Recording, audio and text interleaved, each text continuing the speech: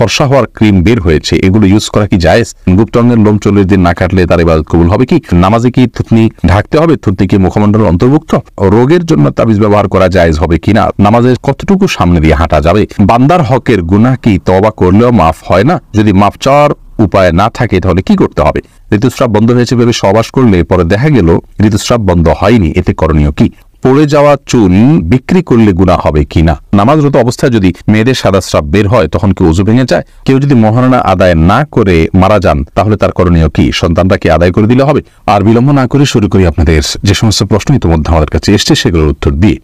Prince রাফিন আপনি জানতে চেয়েছেন পড়ে যাওয়া চুল বিক্রি করলে গুনাহ হবে কিনা? যে চুলগুলো পড়ে গেছে সেগুলো বিক্রি করলে গুনাহ হবে, কারণ হলো মানুষের শরীরের কোনো অংশ বিক্রি করা জায়েজ নাই। আল্লাহ রাব্বুল আলামিন আমাদেরকে আমাদের শরীরের কোনো অংশকে বিক্রি করার অধিকার দেননি, কারণ এগুলো সবগুলোর মালিকানা আল্লাহ তাআলা, আমাদেরকে শুধু ইউজ করতে দেওয়া হয়েছে, আমরা এগুলো বিক্রি করতে পারি না। শাকিরা রুম্পা জানতে চেয়েছেন নামাজরত অবস্থায় যদি মেয়েদের সাদা স্রাব বের হয় তখন কি ওযু ভেঙে যায়?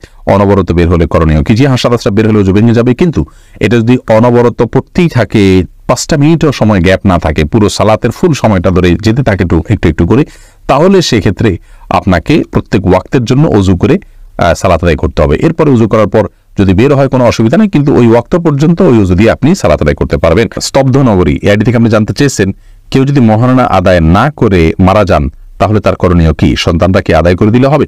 মহারণা আদায় করে না করে মারা গেলে অবশ্যই তিনি স্ত্রীর পাওনা রেখে মারা গেলেন, এর জন্য অবশ্যই কি আমাদের ময়দানে তিনি স্ত্রীর বিরুদ্ধে বিবাদী হিসাবে, অপরাধী হিসাবে, আসামি হিসাবে দাঁড়াবেন। সন্তানরা তার পক্ষ থেকে যদি তার বাবার পক্ষ থেকে তার মা যদি বেঁচে থাকেন তাকে দিয়ে দেন, অথবা বাবার পক্ষ থেকে যদি মা মারা যেয়ে থাকেন তাহলে মায়ের জন্য দান করে দেন বাবাকে মুক্ত করার উদ্দেশ্যে, তাহলে সেগুলো আল্লাহ চাইলে তার পক্ষ থেকে অবশ্যই গ্রহণ করতে পারে, হতে পারে। মাহমুদুল হাসান মেহরাব আপনি জানতে চেয়েছেন নামাজের কতটুকু সামনে দিয়ে হাঁটা যাবে?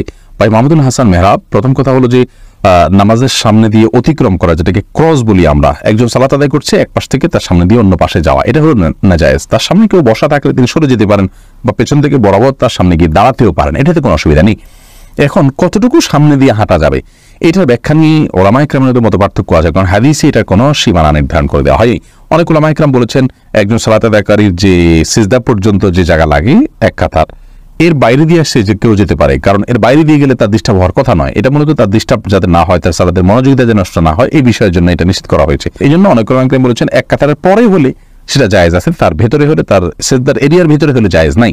অনেক ওলামা ইকরাম বলেছেন 3 কাতার পর্যন্ত। যারা 3 কাতারের কথা বলছেন তাদের দৃষ্টিভঙ্গি এরকম যে স্বাভাবিকভাবে সালাতে যতটুকু নজর থাকে, সিজদার দিকে নজর থাকলেও তার 2-3 কাতার পর্যন্ত সামনে তিনি দেখতে পান স্বাভাবিকভাবে, অতএব তারপরে গেলে অসুবিধা নেই।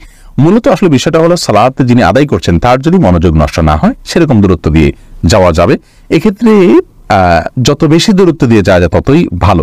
বাকি এক্ষেত্রে তার সিজদার জায়গার বাইরের অংশ দিয়ে যাওয়া যাবে, এইটুক কথা যারা বলেন সেই কথাটা আমার কাছে যথেষ্ট শক্তিশালী মনে হয়, কিন্তু তারপরেও সতর্কতার জন্য যত দূর দিয়ে যাওয়া যায় ততটুকু চেষ্টা করা উচিত। আর যিনি সালাত আদায় করছেন তারও দায়িত্বের মধ্যে পড়ে তিনি একটা সূত্রা রেখে তারপর সালাত আদায় করবেন, কারণ হয় ওয়ালকে সামনে রেখে বা পিলারকে সামনে দাঁড়াবেন, আর যদি সামনে অনেকগুলো উন্মুক্ত জায়গা থাকে মানুষের চলাচল করার অসুবিধা হতে পারে, তাহলে সেক্ষেত্রে সিজদার জায়গাতে বা সিজদার কপাল যেখানে রাখবেন তার সামনে একটা লাঠি ইত্যাদি রেখে তারপর সালাত আদায় করা উচিত। এরপরে সুইটি আহমদ আপনি জানতে চেয়েছেন রোগের জন্য তাবিজ ব্যবহার করা জায়েজ হবে কিনা? রোগের জন্য তাবিজ ব্যবহার করা ইসলামী শরিয়ার শিক্ষা নয়, সুন্নাহ নয়। রাসূল আকরাম সাল্লাল্লাহু আলাইহি ওয়াসাল্লাম ঝাড়ফুঁকের শিক্ষা দিয়েছেন। শুধু বাচ্চারা যারা পড়তে পারে না তাদেরকে ঝাড়ফুঁকও সবসময় করা যায় না, বা করেও নিয়মিত ঝাড়ফুঁক করা যায় না, তেলাওয়াত করা যা করতে পারে না, তারা এক্ষেত্রে তাদেরকে তাবিজ দেওয়া যায় কিনা কোরআন হাদিসের আয়াত দিয়ে, কোরআন আয়াত এবং হাদিসের দোয়া দিয়ে শুধুমাত্র, সেটাকে কোনো ওলামা জায়েজ বলেছেন। কিন্তু রাসূল আকরাম সাল্লাল্লাহু আলাইহি ওয়াসাল্লাম কাউকে কখনো তাবিজ দেননি, দিতে বলেননি। তিনি যেটা বলেছেন ঝাড়ফুঁক করা নিজের জন্য, অন্যের জন্য, অতএব তেল পোড়া, পানি পোড়া বা বিভিন্ন আয়াত তেলাওয়াত করে ফুঁক দেওয়া, এটাই হলো মূল ট্রিটমেন্ট, সেটাতে আমাদের যাওয়া উচিত।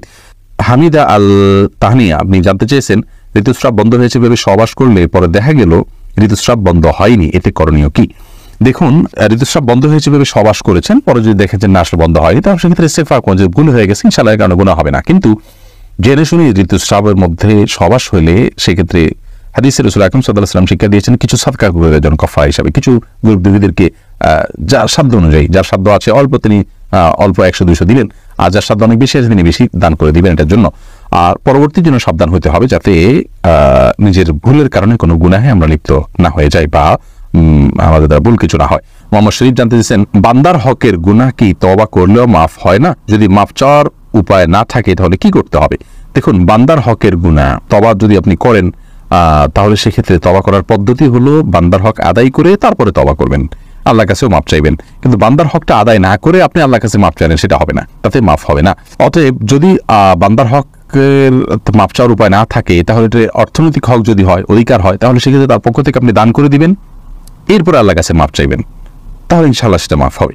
আর যদি অর্থনৈতিক অধিকার সংশ্লিষ্ট বিষয় না হয়, তার সম্মান নষ্ট করেছেন, তাকে অপমান করেছেন, তাকে গালমন্দ করেছেন, এরকম কিছু হয়, তাহলে সেক্ষেত্রে তো আপনার হাতে নেই, তাকে যেহেতু পাওয়া যাচ্ছে না, অতএব তার পক্ষ থেকে আল্লাহর কাছে ক্ষমা চাইবেন এবং আপনার নিজের জন্য এই অপরাধের জন্য আল্লাহর কাছে ক্ষমা চাইবেন। ইনশাআল্লাহ আল্লাহকে সন্তুষ্ট করার কাজগুলো বেশি বেশি করলে আল্লাহ তাআলা তাকে আপনার প্রতি সন্তুষ্ট করে দেবেন। কিয়ামতের ময়দানে বিভিন্ন হাদিসে বোঝা যায়।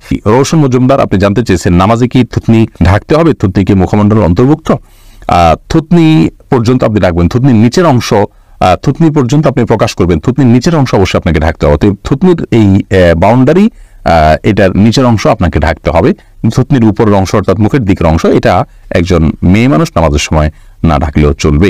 পুরুষের জন্য তো থুতনি ঢাকার বিষয় নাই, গলা এগুলো কোনোটা ঢাকার বিষয় নাই, সলাতের জন্য ঢাকা কোনো আবশ্যক নয়। আব্দুর রাজ্জাক বিন সিরাজ জানতে চেয়েছেন গুপ্তাঙ্গের লোম 40 দিন না কাটলে তার ইবাদত কবুল হবে কি?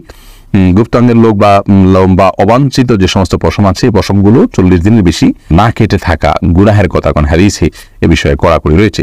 এরপরে বোন ফারজানা বিনতে আহমেদ, আপনি জানতে চেয়েছেন বর্তমানে অনেক ফর্সা হওয়ার ক্রিম বের হয়েছে, এগুলো ইউজ করা কি জায়েজ? বোন ফারজানা, প্রথম কথা হলো ফর্সা হওয়ার ক্রিম বলতে কিছু ক্রিম তো বাজারে আছে, আসলে এগুলো ফর্সা হওয়ার না, এরা ধোঁকা পুরাটাই।